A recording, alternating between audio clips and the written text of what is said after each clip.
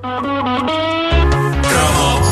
caderneta de cromos é patrocinada pela banda larga pré-paga TMN. Sai mais um cromo doirado. Agora recordamos o cromo do Marco.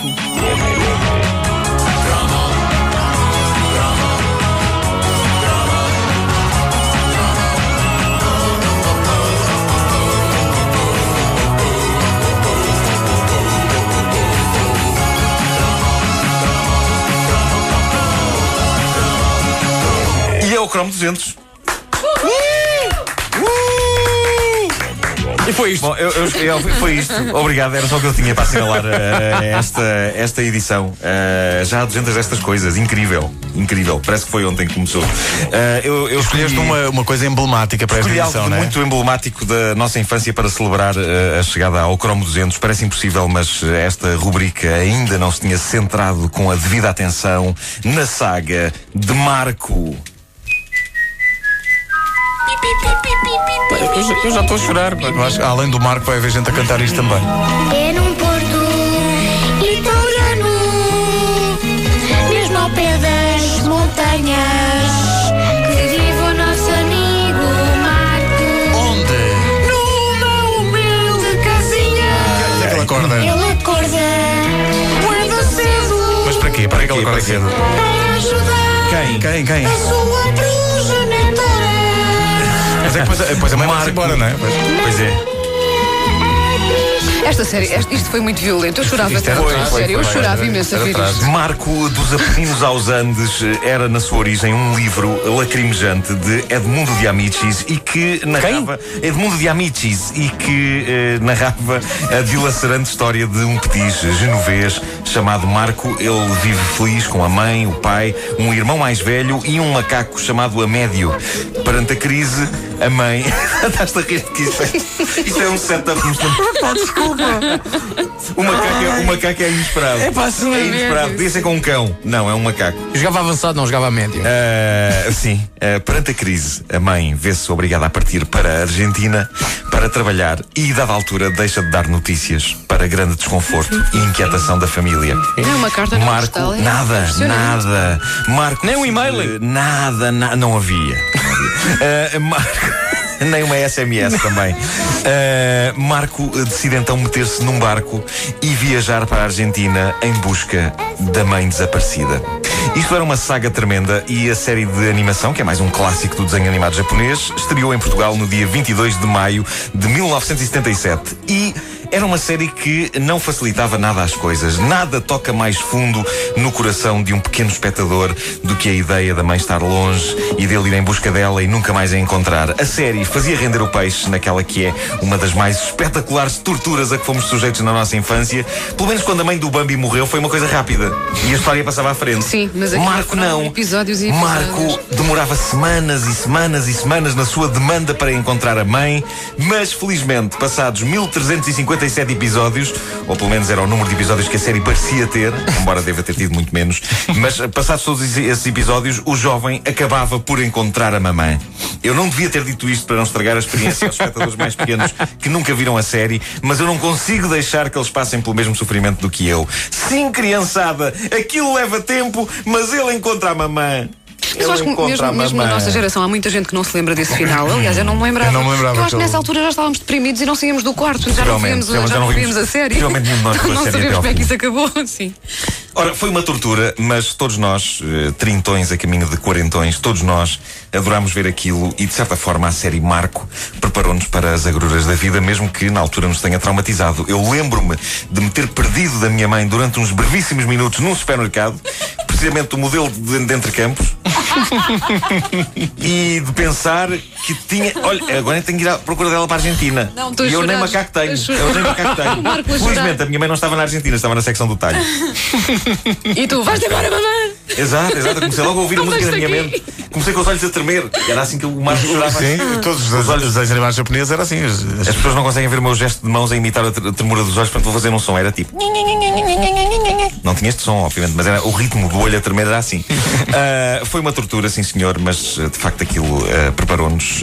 E foi também, para além de uma tortura, foi uma mania que, como é óbvio, estendeu-se às habituais peças de merchandising que todos nós devorámos avidamente. Havia não uma, mas duas cadernetas de cromos. A saga era tão extensa extensa que não cabia só numa. Havia um jogo de tabuleiro da Majora chamado A Viagem de Marco, onde ele encontrava a mãe muito mais depressa do que na série. Graças a Deus. Inevitável, era também uma revista semanal que trazia em BD as desventuras do Marco. Eu penso que na arrecadação da casa da minha mãe ainda deve haver um sem fim de edições desta revista. Chamava-se Revista O Crack. O Crack, é verdade. O nome não me parece à distância assim tão inocente, porque aquilo viciava. Muito bom. Aquilo era viciante, aquilo era como crack, apesar de no título crack vir sem capa no fim. Mas era uma revista fenomenal em que as histórias aos quadradinhos do Marco eram apenas uma parte de todo o banquete que lá vinha dentro. Foi na revista O Crack também que eu fiquei fã da BD espanhola Mortadelo e Salaminho, de Francisco Ibáñez. O quê? Mortadelo e Filemón. Não me lembro. Todas as semanas vinha lá também uma história de Mortadelo e Filemón. E aquilo era um bocado o antídoto para os dramas do Marco. Primeiro tomem o drama como refeição principal e de sobremesa tomem lá disparates. Era perfeito. Mortadelo e Salaminho, que eram agentes de uma associação secreta chamada A Tia. O quê? Eu lembro de Salmão e Mortadela, será isso? Espera, houve duas edições. Possivelmente no Crack chamava-se assim. Ah, ok. Havia uma revista. Era o nome brasileiro. O nome brasileiro era Mortadelo e Salaminho, tens razão. É verdade. Como é que era o nome português? Salmão e Mortadela. Exatamente. E vinha lá. É incrível como tu não te lembras disso. Não me Mas não te lembro lembras nada deles, disso. dos agentes? Não me lembro. Era parvoíce, nonsense, tudo O misturado. Mortadelo mudava, tinha mil disfarces. Mas disfarces elaboradíssimos. Mas não é uma coisa muito presente também. Não é? Falha-me Ele Deus, de repente transformava-se em, imagina, posto-iluminação. Se vocês não se lembrarem disso, é coisa para eu ir já a correr todo nu para o Parque Eduardo VII. Avança. Não nos Bom, lembramos. Não, se calhar é melhor não. Toda a gente se lembra, não é? Ninguém quer ver no Marco como em revolta. Lembro-me perfeitamente. Havia também, é claro, os incontornáveis bonecos de PVC. Claro. Os bonecos, não se pode dizer. Espera, estou a dizer claro. Havia sim. bonecos de PVC do Marco. Do Marco havia, sim, eu tinha. E não eram dos mais bonitos, devo dizer. Há fotografias na net, podem procurar, não eram dos mais bonitos da época, porque o tamanho da cabeça do Marco era gigante comparado com a cabeça dos restantes bonecos da coleção, que era grotesco. Só a cabeça do Marco era metade do corpo do boneco do irmão mais velho. E o Marco trazia o macaco agarrado ao ombro e à cabeça. Estava assim colado, de uma maneira que parecia uma deformação física. Mas lá está, nós éramos um público pouco exigente. Mas Eu a acho culpa é da mãe, que a mãe foi-se embora e ele ficou com uma grande cachola. Pois, é isso, agora faz todo o sentido. Caramba, a malta do PVC é que sabia. A malta é que sabia. Que era mesmo uma grandíssima cachola. Mas eu acho que a nossa única frustração no que toca aos bonecos do Marco era a empresa não ter posto no mercado a figura da mãe do Marco. Está bem que ela passa boa parte da sua vida, mas que diabo, era suposto ele encontrá-la e nós, nas nossas brincadeiras também. E então o que é que eu fazia? Eu não tinha outro remédio senão encenar o reencontro do Marco com a mãe usando bonecos de outras coleções. E penso... Quem é que era a mãe? Quem é que fazia de mãe então? Eu penso que uma das ovelhas da Heidi chegou a fazer o papel da mãe do Marco.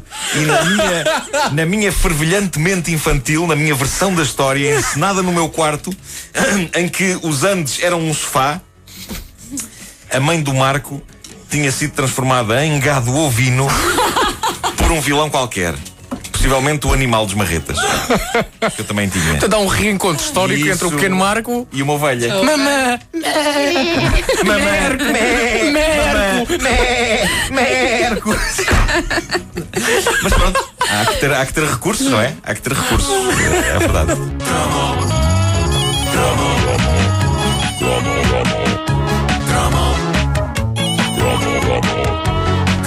A caderneta de cromos é patrocinada pela banda larga pré-paga TMN. Navega o que navegar, só paga 3 euros por dia. Hoje, nos cromos doirados, durante este mês de agosto, recordamos o cromo do Marco. E vamos recordar mais qualquer coisa. É verdade. Eu estava aqui a ouvir o cromo do Marco e lembrei-me, Vasco, quando tu fizeste... O que é que te lembraste, Lembrei-me quando uma vez recebemos aqui no estúdio uma Mafalda Veiga para uma conversa de manhã e tu lembraste de fazer uma versão... Não, foste tu. Não, eu lembrei-me de recuperarmos esse momento. Porque tu fizeste uma versão muito... gira do Restolho da Mafalda Veiga, mas com a música do Marco. Sim, eu soube que a Mafalda vinha, então tive um desafio que foi cantar na música do Restolho a letra do Marco. E perguntei ao Pedro Ribeiro, que é grande amigo da Mafalda, se ele achava que ela ia levar a mal. Ele disse: pá, claro que não, faz isso. E eu fiz e ficou assim. Vamos lá recordar esse momento. É num porto italiano, mesmo ao pé das montanhas, que vivo o nosso amigo Marco. Numa humilde casinha ele acorda bem cedo. Para quê? Para ajudar a sua querida mamã. Sempre quer ver como é que vais deixar aí o refrão. Calma, calma. Mas um dia a tristeza chega ao seu coração. O que é que se passou? A mamã tem que partir. Olha, eu já estou a chorar.